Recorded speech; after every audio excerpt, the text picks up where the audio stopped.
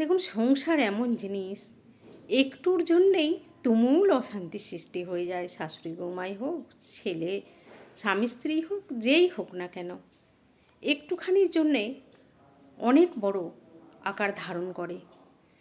হয়তো খুব সামান্য ব্যাপার, সেইটা নিয়ে সারাদিন অশান্তির শেষ থাকে না। কেন? আমরা যদি একটু সচেতন হই, আমরা যদি একটু ভুল ভ্রান্তিগুলো নিজেদের মধ্যে ঠিক করে নিই, মেনে নিই, মানিয়ে নিই, তাহলে তো অশান্তিগুলো হয় না। আমরা যদি বলি অশান্তি করব, তো সারা জীবনেও অশান্তি থামবে না, সারাদিনও থামবে না।